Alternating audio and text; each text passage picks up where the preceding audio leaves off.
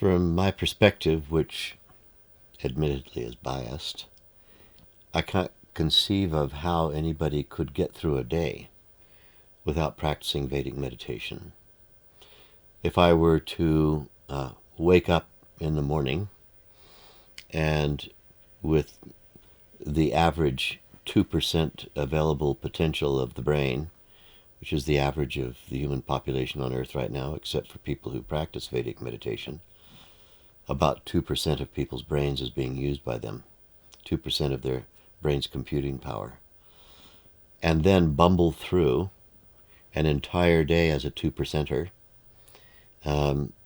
and come home from, or retire from a day's work, whether I come home or work from home, doesn't matter, and then be required to go through an entire evening with the same 2% without having had any break whatsoever from daily activity except maybe a drink or, crashing onto a chair and watching television or something. I can't even conceive of how people do it. Frankly, I don't know how people survive not practicing Vedic meditation. Vedic meditation introduces the fourth consciousness state, and it's a natural consciousness state that we are robbed of culturally because our culture has forgotten to introduce us to this state. Our mothers know how to teach us to lie down on a bed and go to sleep every night and follow the social convention of being available by day and be resting in the night. And of course, sleep generates dreaming. So we have the sleep state, the dreaming state, and then we have the waking state. And there's a state missing. In science, we know that if you rob somebody of a consciousness state, they'll suffer. So if, for example, we stop someone from sleeping, then within 3 or 4 days, they'll become neurotic and scatty and incapable and miss all their cues, and their reaction times will decrease dramatically. If we rob somebody of the dream state, it takes about 3 or 4 days before they start dreaming in the waking state. Dreaming is a very essential function, and if it's not allowed because sleep's not there, or if we allow people to sleep but wake them every time they have rapid eye movement, dream, then they'll start becoming psychotic. And so psychosis can be induced through deprivation of dreaming. Waking deprivation has been tried for psychiatric reasons. People have been put into deep sleep therapy for sometimes years at a time. It turns out not to have been a very good idea. Atrophy of the body, atrophication of the brain, and loss of potential. Deprivation of any consciousness state causes gross suffering, and yet we are being deprived of a fourth consciousness state that is natural. It's a state of wakeful hypometabolism. Wakeful because you're awake during Vedic meditation. Hypo meaning low, hypo means low. Metabolism, it means the speed at which and the energy with which the body is performing its functions. The wakeful hypometabolic state, the fourth consciousness state, in Sanskrit of ancient India, is referred to as Turiya. Turiya, Turiya. And it's considered to be essential for human growth. But our culture has forgotten how to pass it down generationally, and therefore one has to learn, in a formal course of instruction, how to practice Vedic meditation and its restorative power. When you learn how to practice Vedic meditation, you learn how to sit comfortably with eyes closed and go into a state of bliss for 20 minutes. So that's a very important thing to understand. Vedic meditation is not a chore like 5BX exercises or having to do certain mental chores or practicing arithmetic or even reading a book. When you close your eyes and sit and practice Vedic meditation, you are making use of a technique that is known to induce bliss. By bliss we mean supreme inner contentedness. Within minutes of starting the technique, the mind and the body go into a bliss state. The mind reaches its least excited condition, and the body follows into a state of rest that is 5 times more restful than the restfulness that can be gained at any point in a night's sleep. This deep and profound rest allows the body to relieve stress, which has accumulated all our entire lifetime. Stress wasn't accumulated from the first moment of birth. Stress started being accumulated prior to birth. Babies are born having inherited stress reactions from their mother, whose stress chemicals cross the placental barrier during gestation. So from conception, we've been accumulating stress. And when we can start peeling away those layers of stress, with each liberation of an echelon of stress, we are liberating billions of brain cells to function in an integrated and optimal way. This awakens the full computing power of the brain. Removal of stress equates exactly with restoration of available brain power. So when you practice Vedic meditation, you rise in the morning, and before you start your day, you sit down and rest more deeply than you would have rested if you'd stayed in bed. Staying in bed, in fact, compared with Vedic meditation, would have been considerably more tiring, about 5 times more tiring than meditating. So how can somebody with a busy life learn to meditate and insert it into their practice? It's more delightful than daily life without meditation. You wake up and rest 5 times more deeply than you would if you stayed asleep. You go into a bliss state, then you come out of that state, and the residue of that bliss chemistry stays with you throughout the entire day. Late afternoon, early evening, when everyone's lag time happens, in that critical period after 4 o'clock but before dinner, when people begin to lag, their reaction times slow down, their intellectual capacity begins to lag, and usually they start importing things, substances from the outside world into their bodies to try to compensate for that lag. Coffee, tea, alcohol, drugs, and all kinds of things.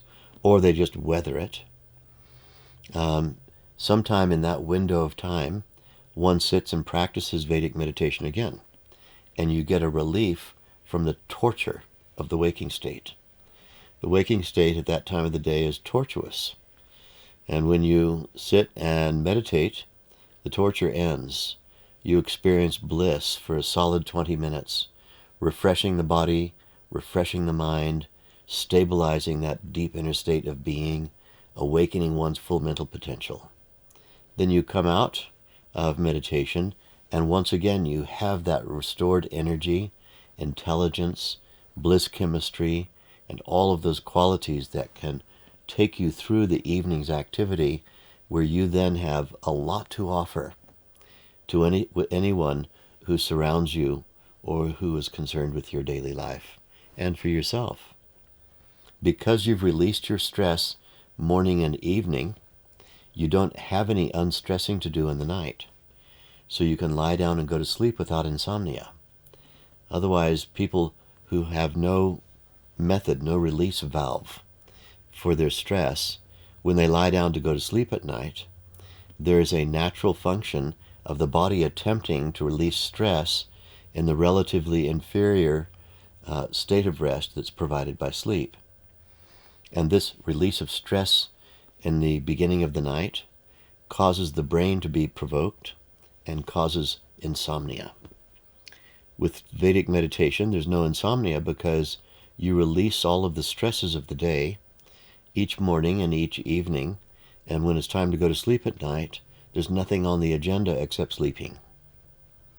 And so then, as you continue practicing the technique, it begins to occur to you that compared with the time where you didn't know how to meditate, life has become revolutionary. You have absolutely radically different new levels of energy, radically different new levels of understanding and insight, radically different capability to listen, to be compassionate, to be proactive, to be interactive in the face of demands. So in answer to the question about how can you integrate it, I would ask the opposite question. How could you not integrate it? How is it possible to live a life without the benefits of Vedic meditation? In my view, as a cognitive neuroscientist, I think human life is barely survivable without Vedic meditation, and I think that most of the people in the world are barely surviving the process of living a human life. When we practice Vedic meditation, we thrive. Thriving, waking every day with less stress than you had the previous day. In the non-meditating state, you wake every day, inevitably, with more stress, having accumulated stress the previous day, more stress than you had when you woke the previous day. This is a lifetime of continuous accrual and accumulation of mindless stress. And we know that now in medical science, it's been demonstrated that more than 80% of all visits to general practitioners in medicine are for conditions that are either caused by or made worse by accumulation of stress, and conditions for which, stress conditions for which, the doctor has no training. They can't do anything for you. They just tell you to go home and get back to them when it gets worse. Once it turns into a disease, they can cut you up or give you chemicals or irradiate you and, hope that you're going to survive that process and get to the end of your life somehow.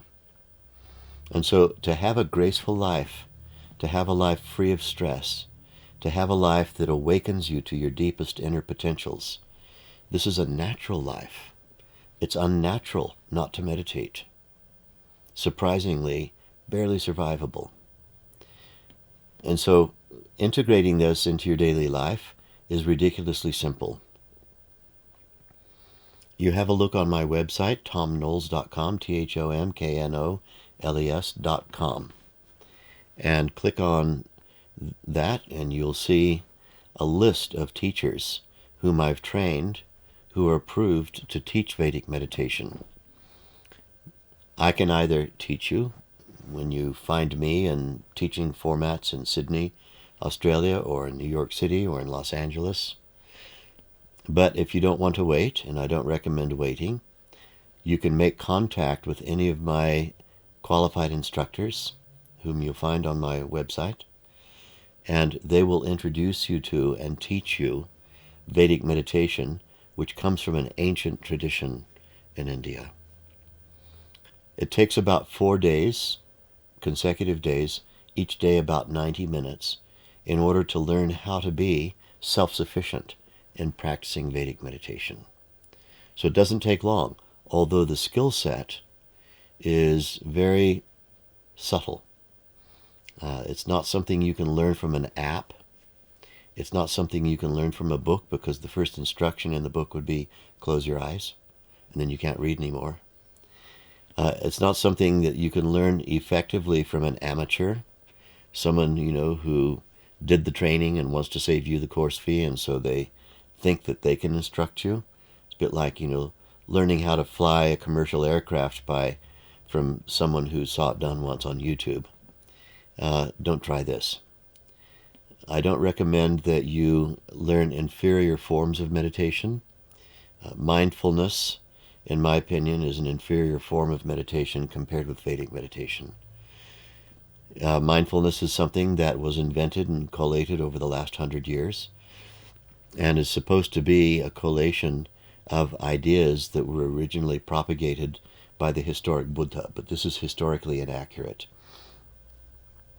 The historic Buddha actually taught Vedic meditation, and he was also in contact as a student of one of the members of the tradition that brought Vedic meditation to the modern world, Rishi Gaudapadacharya. And so, if we really want to be a good Buddhist, then we should learn Vedic meditation and practice it the way Buddha did. If we want to, and the way that he taught it, and not bother with these modern concoctions. It's better to learn straight from the source and learn a technique that takes you beyond thought. We don't want to be practicing a meditation technique that simply asks you to do more thinking. Thought inducement techniques provide no relief from thinking, and thinking is actually the problem. We produce 60,000 to 100,000 thoughts in a day. Not so surprising when you consider every little idea, every little memory, every little desire as being a thought. 60,000 to 100,000 of these bubble up in the mind in a day. What's a little disconcerting is the fact that more than 98% of the thoughts you had today are the same thoughts you had yesterday. The originality factor is dramatically tiny. And so to be plagued by the same kinds of thoughts on a daily basis, this is repetition of the known. Constant repetition of the known represents stagnation in nature, and stagnation attracts destruction and predation. We don't want to be a self-created target for the destruction operator function of nature, which destroys anything that's losing its relevance. And that which loses its relevance is that which repeats and repeats and repeats mindlessly on a daily basis. So, time to wake up, time to freshen up, time to learn Vedic meditation. It's ridiculously simple, it's powerful, it's famous, it is super, super easy to practice, and it's a delight to practice. It's more delightful to close your eyes and practice Vedic meditation than it is to do anything else that you can imagine in life. Whatever it is you can imagine that you think is delightful, Vedic meditation is more delightful than that. And so how we can live without it is almost impossible for me to conceive of, but I'm happy to report to you that you can actually introduce this into your life. And by the end of the next month, or maybe even the next week, if you're particularly on the ball with this, you could be a practitioner of Vedic meditation and really understand deeply, at the deepest possible level, the entire meaning of life and experience its full expression and live a life without suffering.